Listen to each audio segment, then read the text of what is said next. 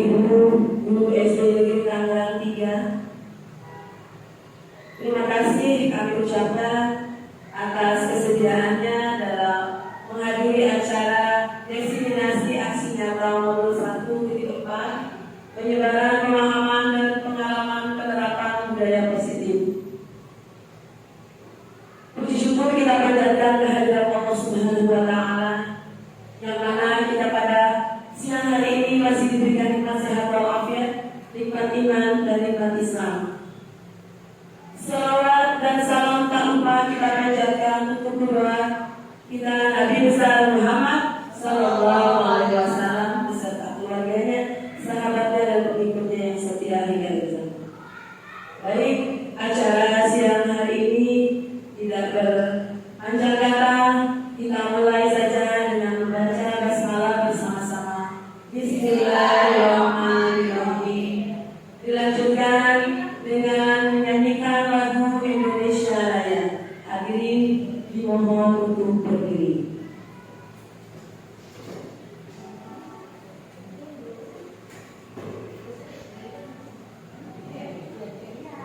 Yang akan dipimpin oleh Dirjen Industri Pertiwi, kepadanya kami persilakan.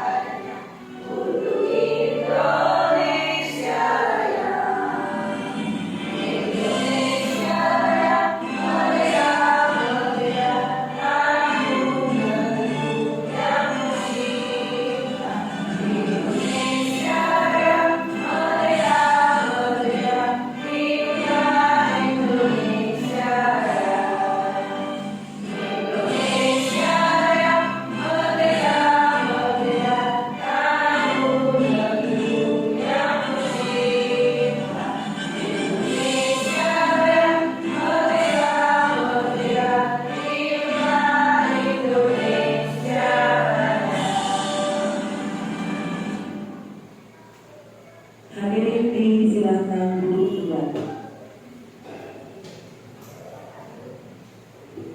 Terima kasih. Kita sudah menyanyikan lagu Indonesia Raya. Kita lanjutkan ke acara berikut, yaitu pemaparan materi. Kita ice breaking terlebih dahulu, yang akan dipimpin oleh Ibu Amelia. Yang akan dipimpin oleh pemaparan materi pertama, yaitu Ibu Novi Nuraini. Kepada beliau. Baik, akan dipimpin saya sendiri. Siap banget.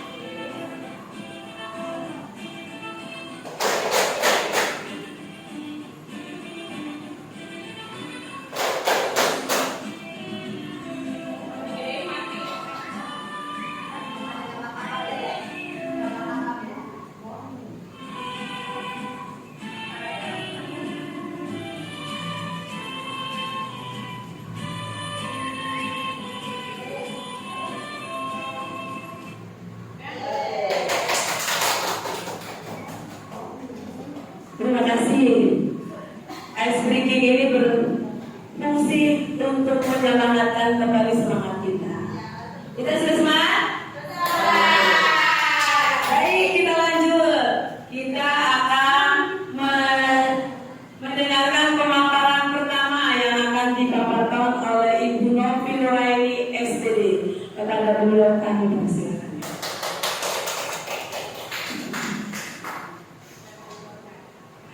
Assalamualaikum warahmatullahi wabarakatuh.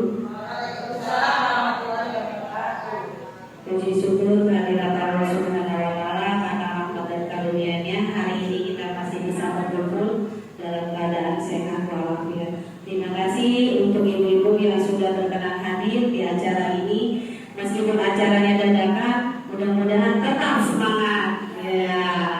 Nah, hari ini saya dan kawan-kawan saya ditugaskan di dalam pendidikan guru penggerak diseminasi aksi nyata modul 1.4, di mana saya mentransfer atau berbagi pengalaman saya belajar di modul 1.4 tentang aksi nyata disiplin positif. Nah, menyebarkan pemahaman dan pengalaman penerapan budaya positif. Oh ya, saya perkenalkan dulu. Yang pertama teman saya dari angkatan calon guru penggerak angkatan 11. Yang pertama ada Ibu Ratna, kemudian ada Ibu Suryani. Nah, kami bertiga ditugaskan untuk membuat video diseminasi aksi nyata modul 1.4 tentang penyebaran pengalaman penerapan budaya positif. Jadi di sini saya yang pertama akan berdiskusi tentang budaya positif dan keyakinan kelas yang ada di sekolah kita. Nah, sebelum dimulai saya akan membacakan pantun terlebih dahulu. Bilang cakep ya Bapak ya Ibu ya? Jalan bergaya penuh sensasi, saat berdiri terlihat seksi. Izinkan saya sampaikan presentasi, semoga menjadi bahan diskusi. Nah, yang pertama di sini yang akan dipaparkan tentang konsep inti budaya positif. Yang pertama adalah perubahan paradigma positif. Kemudian ada disiplin positif. Yang ketiga, nilai-nilai kebajikan. Yang keempat, kebutuhan dasar manusia. Yang kelima, motivasi perilaku manusia. Yang kelima, posisi kontrol guru. Ketujuh, keyakinan kelas. Yang kedelapan adalah segitiga revolusi. Nah, pembelajaran dengan paradigma baru. Di sini pembelajaran dengan paradigma baru merupakan pembelajaran yang dirancang berdasarkan prinsip pembelajaran berdiferensiasi, sehingga peserta didik belajar sesuai dengan kebutuhan berdasarkan tahap pengembangan sesuai teori psikologi modern untuk mewujudkan profil belajar Pancasila. Nah, profil Pancasila itu kan ada beriman, bertakwa kepada Tuhan Yang Maha Esa, berkebinekaan global, gotong royong, kreatif, bernalar kritis, dan mandiri. Semua enam komponen ini yang harus diterapkan yang ada di peserta didik kita. Nah, di mana pembelajaran berdiferensiasi nanti yang akan dituangkan di modul ajar Bapak Ibu atau RPP, seperti itu ya Bapak Ibu. Nah, kita menggali dulu kebutuhan peserta didik kita seperti apa. Yang pertama, misalkan peserta didik kita ada yang belajarnya ada yang kinestetik, auditory dan visual. Nah, lanjutnya. Kemudian yang dikonsepsi Ini konsepsi tentang teori kontrol. Yang pertama ini ilusi guru dan kontrol. Ada di mana posisi kita sebagai guru mengontrol murid. Ilustrasinya adalah sebuah penguatan positif, efektif dan bermanfaat. Seperti misalnya kita mengontrol anak murid supaya tidak berbuat yang tidak baik, seperti itu. Nah, ilusi yang kedua, ilusi kedua kritik dan membuat rasa bersalah mampu mengeluarkan karakter. Ilusi bahwa orang dewasa berhak memaksa. Nah, sebetulnya ilusi bahwa orang dewasa berhak memaksa itu tidak boleh. Jadi tidak boleh memaksakan apa yang kita mau kepada anak murid kita. Sebetulnya itu tidak boleh. Jadi cara kita kepada anak murid harus mendekati dengan bahasa kita sendiri supaya anak didik mampu untuk mengerti apa yang kita mau. Jangan memaksa, kamu harus belajar, kamu harus seperti ini, nulis yang rapi. Padahal anak didik lagi ikutnya nggak mau. Nah, itu tidak boleh dipaksakan. Jadi kita harus mengetahui kebutuhan posisi anak murid kita seperti apa. Nah, di sini ada beberapa paradigma stimulus respon pendekatan teori kontrol. Di sini ada stimulus respon tentang dunia, teori kontrol tentang dunia. Realitasnya kebutuhan kita sama. Realitasnya kalau kontrol tentang dunia, realitas kebutuhan kita berbeda. Setiap orang itu kan kita tidak sama kebutuhannya. Benar tidak? Kebutuhan muamel dengan istrinya tidak sama. Nah, jadi stimulus kontrol tentang dunia itu benar-benar yang berbeda. Semua orang melihat hal yang sama. Kalau teori kontrol tentang dunia, setiap orang memiliki gambaran yang berbeda. Jadi setiap orang itu mempunyai gambaran yang tidak sama. Mungkin isi kepala saya dengan isi kepala Bu Suryani atau Bu Rana beda. Jadi semua orang punya gambaran yang berbeda-beda. Kita mencoba mengubah orang agar berpandangan sama dengan kita. Gak boleh. Apa yang pandangan kita harus sama dengan teman kita? Gak boleh. Pandangan teman kita juga berbeda. Kita berusaha dulu nih memahami pandangan orang lain tentang dunia. Seperti itu. Perilaku buruk dilihat sebagai suatu kesalahan. Nah, kalau kita udah berbuat buruk, pasti kita menjudge orang itu salah, betul tidak? Nah, itu tidak benar. Semua perilaku memiliki tujuan. Mungkin kalau yang buruk itu dia mempunyai tujuannya gitu.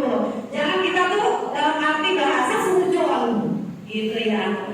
Orang lain bisa mengontrol saya. Bisa tidak Bapak Ibu orang lain mengontrol kita? Tidak bisa. Yang bisa mengontrol diri kita sendiri, bukan orang lain. Jadi kita menerapkan ke anak-anak, nah besok kamu jangan berbuat kesalahan. Tidak bisa. Yang bisa mengontrol anak supaya berubah itu dirinya sendiri, bukan kita. Jadi kita cuma mengarahkan. Nah, Anda tidak bisa mengontrol orang lain. Yang pertama pemaksaan ada pada saat rujukan yang beragam. Nah, ketika saya juga pernah ngalamin ada lagi pikiran memaksakan kehendak kita kepada anak. Nah, itu sesuatu rujukan yang salah. Harusnya kita tidak boleh memaksakan, tapi kita mengetahui harusnya kebutuhan peserta ini seperti apa. Yang kolaborasi dan konsensus menciptakan pilihan-pilihan baru. Kemudian boleh berpikir menang atau kalah. Jadi jangan berpikiran menang atau kalah, sama aja. Gitu. Jadi berpikirannya menang-menang. Nah, di sini ada disiplin positif. Disiplin berasal dari kata disiplina yang artinya belajar. Disiplin mengacu pada disiplin dari yang memiliki tanggung jawab terhadap apa yang dilakukannya berdasarkan nilai-nilai yang diyakini. Disiplin positif merupakan salah satu penerapan disiplin yang bertujuan untuk menumbuhkan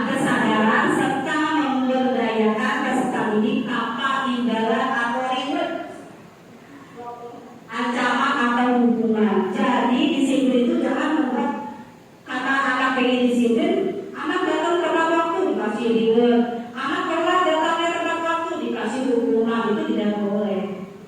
Ya, sebagai pendidik tujuan kita adalah menciptakan peserta didik yang memiliki disiplin diri sehingga mereka berperilaku mengacu kepada nilai-nilai kebajikan universal dan memiliki motivasi intrinsik dalam perubahan perilaku ke arah yang lebih baik. Oke, yang selanjutnya yang akan dipaparkan oleh rekan saya, Ibu Suryani. Terima kasih kepada Ibu Nafila SPD pemaparan yang pertama. Selanjutnya pemaparan materi yang kedua yang akan disampaikan oleh Ibu Suryani SPD. Kepadanya kami persilakan. Terima kasih Bu Kokom. Assalamualaikum warahmatullahi wabarakatuh. Baik, terima kasih teman-teman. Sebelumnya saya akhirnya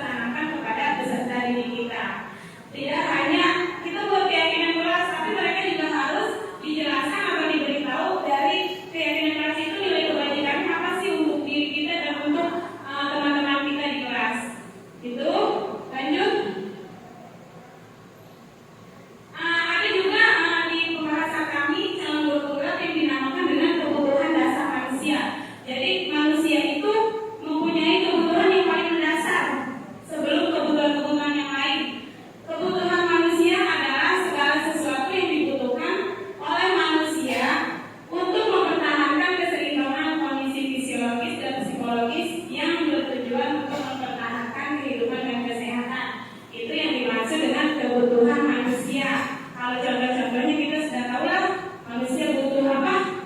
Butuh kasih sayang, butuh tidak? Butuh. Bohong nggak kalau tidak dikasih sayang yang suaminya? Iya, berarti itu termasuk kebutuhan manusia. Butuh healing. Butuh healing. Biar nggak stres, nanya terus di kelas tiap hari. Berangkat pagi, pulang malam, stres. Kita butuh healing. Nah, dalam kebutuhan dasar manusia itu terdapat 5 kebutuhan dasar manusia menurut Dr. William Glasser. Yang pertama adalah penguasaan, kemudian kesenangan, bertahan hidup, kasih sayang dan rasa diterima, kemudian kebebasan. Ini adalah 5 dasar kebutuhan manusia. Kira-kira dari 5 ini benar tidak yang kita butuhkan saat ini? Betul tidak? Betul ya. Kita butuh untuk yang namanya bertahan hidup. Bagaimana cara kita untuk bertahan hidup? Bagaimana kira-kira? Makan. Bertahan hidup makan. Tapi ingat, hidup bukan untuk makan, tetapi makan untuk hidup. Ya. Seperti tadi kasih sayang dan rasa diterima. Mau nggak kita dikasih sayang tapi tidak diterima? Mau. Ya. Ya, seperti teman yang ngomong butuh rasa kasih sayang, ada yang dipojokkan di ruang diskusi. Butuh kebebasan, butuh nggak? Butuh kebebasan nih kita nih, bebas untuk apa? Ekspresi, berkomunikasi, menyampaikan aspirasi kita. Iya, lanjut Bu. Nah, ada juga namanya motivasi perilaku manusia. Di antaranya yaitu motivasi perilaku manusia itu pertama untuk menghindari ketidaknyamanan atau hukuman. Kedua, untuk mendapatkan imbalan atau penghargaan dari orang lain. Ketiga, untuk menjadi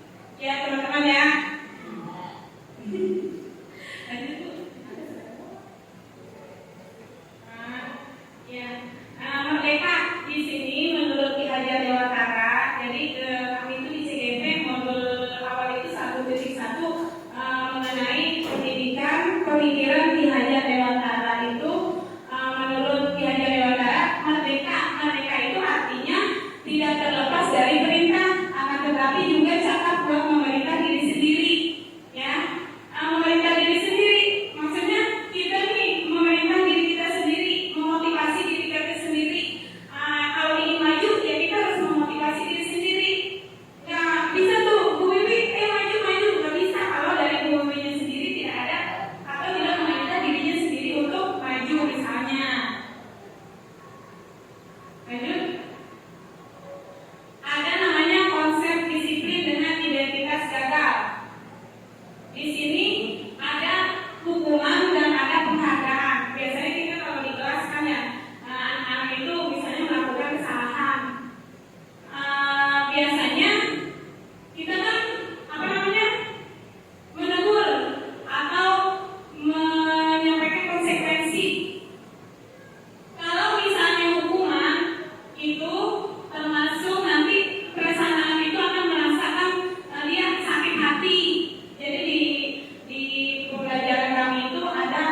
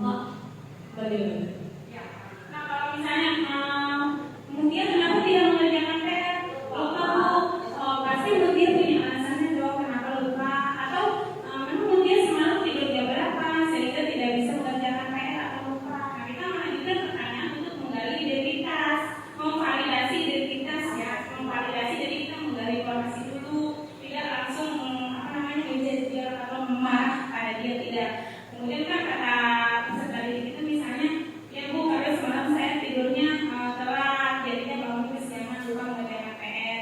Nah, baru kita bilang misalnya, oh baik, Ibu mengerti apa yang dilakukan kemudian, gitu kan. Lain kali tolong jangan dilakukan lagi. Nah, kira-kira kemudian tahu tidak apa namanya peraturan kelas kita yang telah dilanggar? Apa?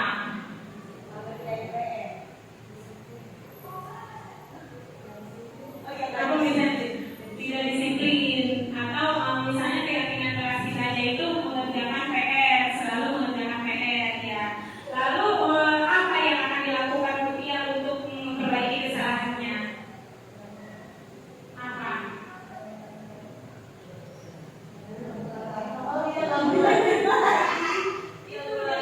Nah, kita itu guru harus menanyakan kembali, mengembalikan kembali kepada peserta didik, mengembalikan kembali konsekuensi yang harus dia terima, apa yang akan dia lakukan setelah maksudnya setelah dia langgar keyakinan kelas itu, setelah dia melakukan kesalahan. Kalau kemarin saya tanya murid saya, kira-kira dia tahu tidak maksudnya apa yang dilakukan kayak salah Bu, kata dia gitu. Nah, kira-kira apa yang akan dia lakukan untuk memperbaiki kesalahannya?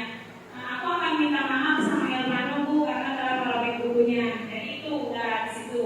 So kita terbuka dan mereka saling memaafkan.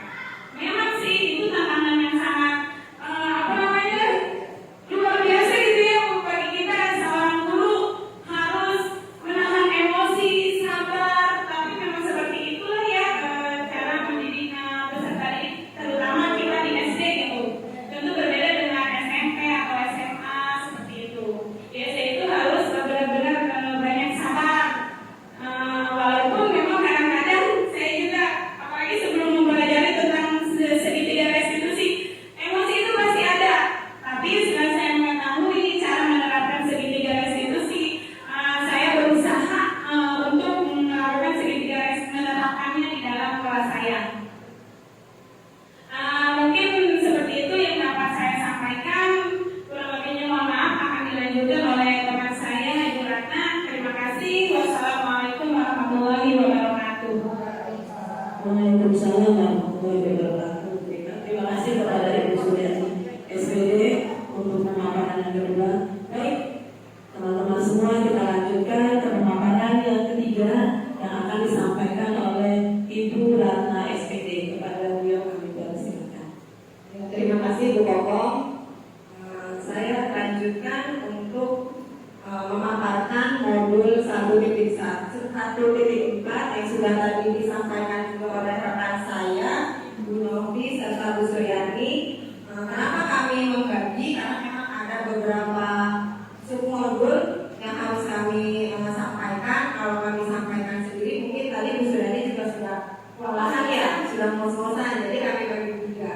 Nah, untuk bagian saya di sini adalah 5 posisi kontrol restitusi, di mana seorang guru itu harus memiliki 5 posisi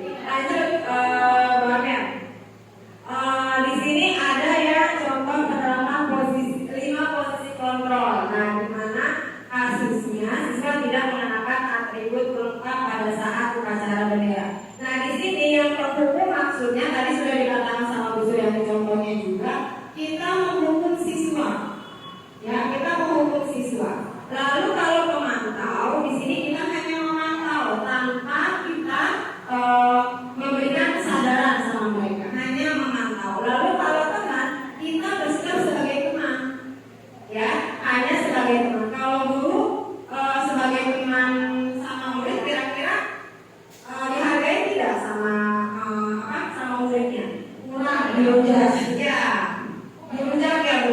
Ya, kurangi ada. Lalu membuat rasa bersalah. Nah, kalau membuat rasa bersalah berarti guru itu apa ya? Ngerasa lu salah nih, seperti itu ya. Jadi hanya merasa saja tanpa membuat dia sadar, ya. Lalu manajer. Nah, di sini manajer seorang guru itu harus memiliki apa namanya posisi kontrol manajer. Nah, di sini contohnya ya, contoh kalimat pendukung bagi siswa yang tidak mengenakan atribut lengkap pada saat upacara bendera. Nah, di sini menghukum patuhi aturan sekolah lalu berdiri di depan barisan. Nah, itu hanya bersifat menghukum, tidak menumbuhkan kesadaran pada diri siswa. Kira-kira kalau tidak dapat menumbuhkan kesadaran, kira-kira apakah terulang tidak? Akan terulang. Nah, jadi kira-kira cocok tidak untuk posisi kontrol sebagai guru? Tidak, kurang ya. Lalu pemantau, kamu sudah melanggar apa peraturan dan konsekuensinya? Ya, hanya menunjukkan konsekuensi tanpa menunjukkan kesadaran. Ya, tidak menanyakan apa alasannya, ya kan? Seperti itu. Lalu sebagai teman, ayolah yang tertib. Buat guru bangga, kali ini tidak apa-apa, kamu salah. Nah, seperti itu kan berarti tidak ada kekuatan dalam diri guru, ya kan? Untuk menerapkan disiplin positif. Lalu membuat rasa bersalah. Berapa kali guru harus memberitahu kamu, guru kecewa sama kamu. Nah, berarti kan itu membuat si murid itu merasa minder, yang merasa bersalah. Nah, bersalah itu bukan dia sadar, tetapi seperti tadi dikatakan Bu Srani akan karena mental, lalu juga akan kurang percaya diri, ya, rendah diri jadinya ya, jadi pesimis. Nah, jadi kalau posisi yang tepat untuk guru adalah manajer. Nah, kamu seperti contohnya, apakah kamu tahu kesalahanmu? Nah, dari pertanyaan tersebut mungkin siswa akan menjelaskan, kesalahan saya seperti ini Bu, saya begini.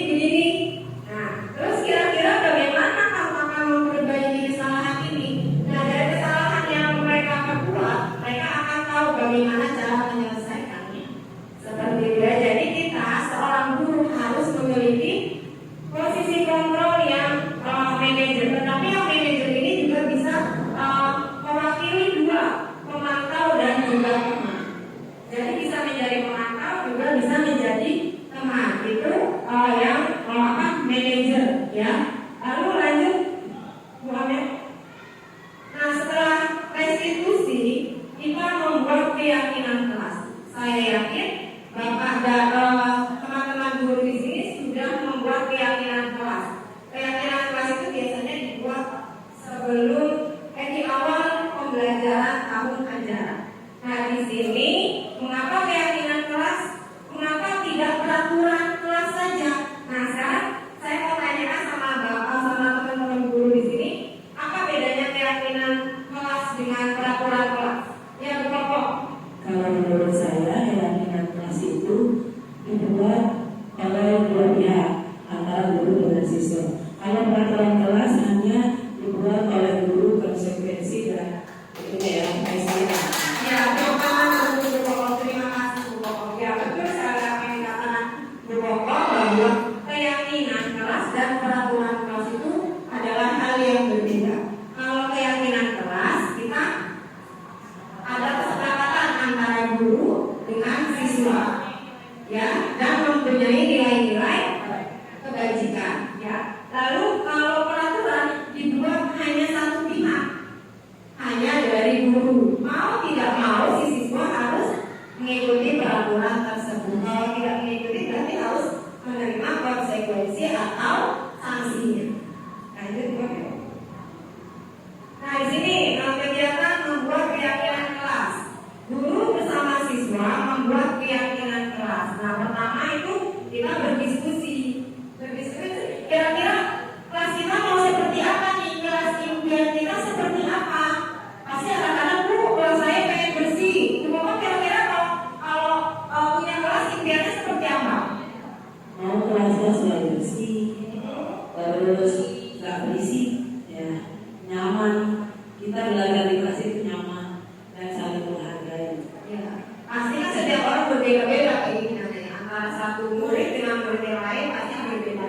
Nah, kita berdiskusi tentang peraturan-peraturan tersebut atau keyakinan. Lalu menyusun peraturan menjadi keyakinan.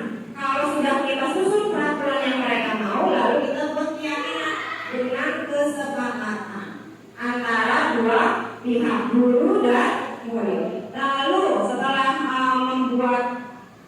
menyusun peraturan menjadi keyakinan, maka kita akan menempel keyakinan kelas.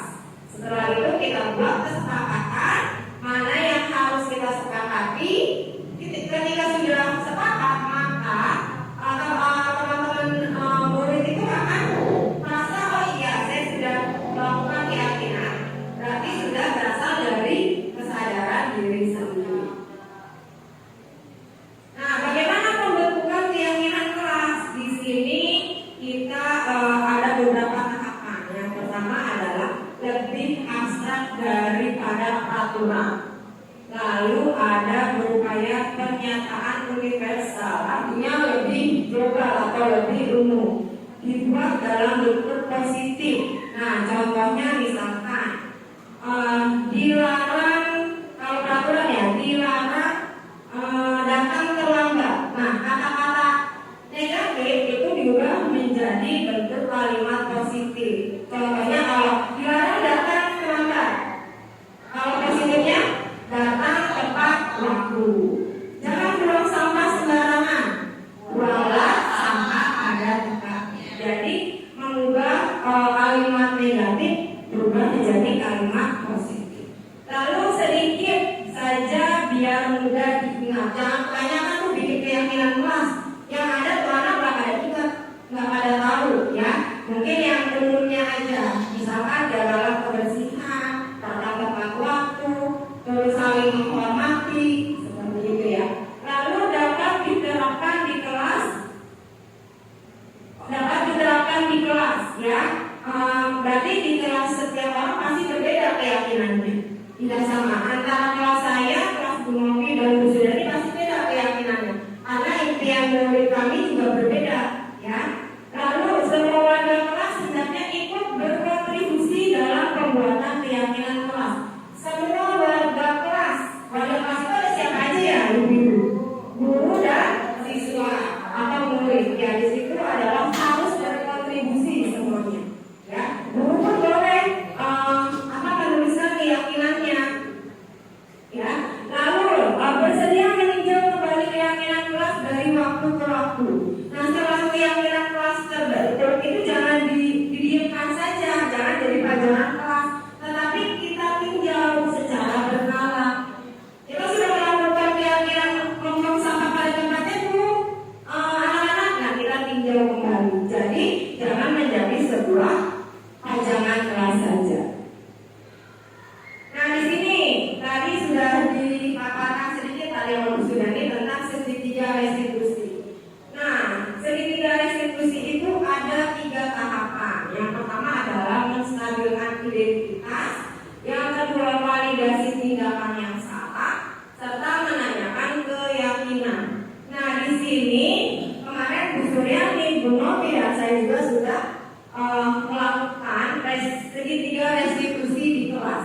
Dan itu efektif sekali untuk anak-anak yang sering melakukan kesalahan atau kesalahan ya. Nah, terus yang pertama adalah menstabilkan identitas. Nah, di sini kita semua akan melakukan hal terbaik yang bisa kita lakukan. Contohnya adalah kalimatnya ya, untuk menstabilkan identitas. Berarti kan kita menanyakan dulu alasan anak tersebut kenapa melakukan kesalahan. Yang pertama, setiap orang pasti pernah melakukan kesalahan. Adakah orang yang tidak pernah melakukan kesalahan dulu? Pasti setiap orang pernah. Tetapi kan dengan kesalahan mungkin kita akan memperbaikinya. Lalu kamu bukan satu-satunya yang pernah melakukan hal ini. Ya, pernah nggak Bapak Ibu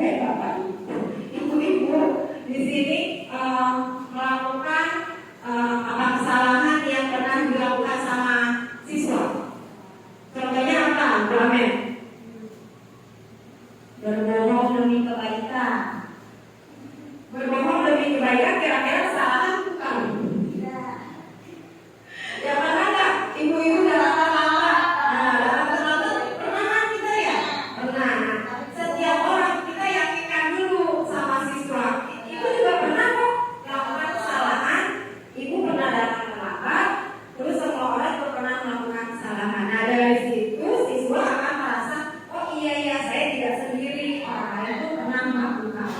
Lalu setelah menstabilkan identitas, kita validasi tindakan yang salah, yaitu semua perilaku memiliki alasan. Ya, siswa datang terlambat pasti alasannya ada. Nggak mungkin dia itu tiba-tiba datang terlambat. Pasti punya alasan, entah itu jauh rumahnya, entah itu juga maunya kesiangan, macet. Nah itu alasan. Kita harus validasi tindakan yang salah dengan kata-kata. Kamu tentu punya alasan mengapa melakukan itu. Nah kita dengarkan alasan siswa tersebut. Ya jangan langsung menjudge atau nyalain kamu datang terlambat. Jangan seperti itu. Jadi kita menanyakan alasannya. Lalu adakah cara yang lebih efektif untuk mendapatkan apa yang kamu butuhkan? Nah kira-kira ada yang efektif nggak kira-kira untuk mengatasi hal keterlambatan kamu misalkan seperti itu? Ya bu bisa, saya bisa datang kamu lebih pagi, ya lebih awal. Nah, lalu setelah kita validasi tindakan yang salah, kita menanyakan keyakinan. Kita semua memiliki motivasi internal, berarti kita harus menumbuhkan kesadaran diri dari diri siswa tersebut, ya dengan kata-kata keyakinan kelas apa yang telah kita sepakati, dengan menanyakan seperti itu dulu. Oh iya bu, saya datang terlambat, tidak tepat datangnya. Lalu kamu ingin menjadi orang yang seperti apa? Dengan kita menanyakan hal tersebut pasti ada motivasi internal dari dirinya untuk memperbaiki kesalahannya. Bu Vivi ngantuk ya? Bu Vivi ngantuk. Nanti kita tanya jawab Bu Vivi jangan ngantuk ya.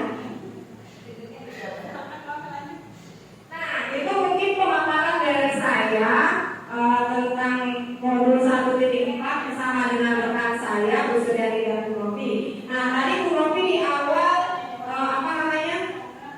ditutup dibuka dengan kantung. Nah saya juga akan menutupnya dengan kantung. Jangan lupa catatnya ya. Belum. Nah akhirnya mentari senja telah tenggelam. Hujan turun mulai terjatuh. Menutup presentasi dengan salah. Assalamualaikum warahmatullahi wabarakatuh. Waalaikumsalam. Terima kasih kepada Ibu Ratna SPD, kepada Ibu Suryani SPD dan Ibu Novi Nurani SPD atas pemaparan materinya. Insya Allah sangat bermanfaat buat kami yang mau CGP ya. Insya Allah akan kami terapkan di kelas masing-masing. Jadi akan dibuat berapa pertanyaan Bu? Boleh ya, kita mau buka pertanyaan. Pertanyaan bukan balik, boleh juga ya. Boleh ya. Ya, setelah kami mempresentasikan ini, misalnya ada yang ingin menanggapi atau baliknya untuk kami, saran untuk kami, pengalaman, boleh berbagi. Silakan Bu Sri mungkin nih. Ayo Bu Sri. Saya mau tanya, ya boleh. Baik, terima kasih untuk waktunya. Yang pertama adalah Tolong disebutkan dulu nama sama mengajar di kelas berapa. oh iya betul. Ya, nama saya Sri Murtini, mengajar di kelas 1A SD Tangerang 3. Yang pertama saya akan memberikan satu pertanyaan, tapi sebelum itu ini luar biasa ya. Selamat untuk teman-teman muda kita yang selalu eksis. Semoga ke depan bisa menjadi teladan bagi kita semua. Amin, amin. Terima Ya, kasih. selalu berbagi ilmu buat kita-kita yang sedang kayak ini, berbagi. Ya, itu yang pertama. Yang kedua ada satu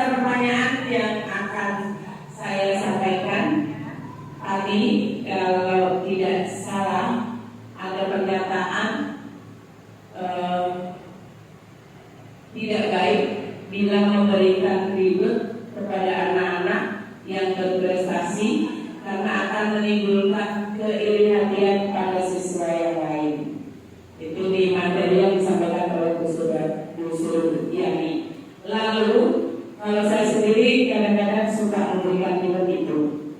Nah, dengan adanya pernyataannya seperti ini, bagaimana cara kita untuk memberikan apresiasi kepada anak-anak yang berbakat di kelas tersebut agar tidak menimbulkan iri hati kepada teman-teman yang lain, dan yang punya bakat dan minat juga akan termotivasi untuk lebih bisa mengembangkan dirinya untuk bersemangat lagi. Terima kasih. Tepuk tangan untuk Iya. Bu Sri. Itu jangan dijawab dulu. Itu kan tadi bagaimana memberikan apresiasi dari yang positifnya ya. Nah saya bertanya, bagaimana juga saya selaku guru, pertama guru, nama saya Pokok Komaria, saya guru agama Islam mengajar kelas 1 dan 2. Ya. Bagaimana Bu, saya tidak memberikan hukuman kepada siswa yang tidak melakukan tugas yang sudah saya berikan. Contohnya di kelas 1 ketika saya memberikan materi, ada yang ngobrol, terus bercanda, ada yang jalan-jalan gitu. Bagaimana cara saya tidak membuat anak itu menjadi takut dan tidak menjadikan saya itu seperti monster buat mereka gitu ya. Terima kasih Bu Suryani. Baik, terima kasih tepuk tangan. Luar biasa sekali pertanyaannya ya, sepertinya menguji kita di sini. Ya nanti ya, mungkin kita jawab dulu ya. Kami jawab dulu. Saya tak lupa pertanyaannya apa tadi. Ya. Untuk yang pertama dari Bu Sri ya. Bagaimana apa namanya? Kalau memberikan reward ya, penghargaan kepada peserta didik yang misalnya mendapatkan prestasi atau kita sedang belajar menjawab pertanyaan, mampu menjawab pertanyaan, kita memberikan reward gitu ya.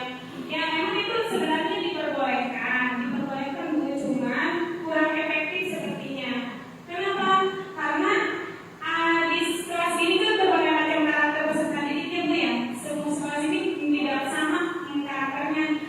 Seperti contoh ada di kelas saya Mika yang dia pendiam,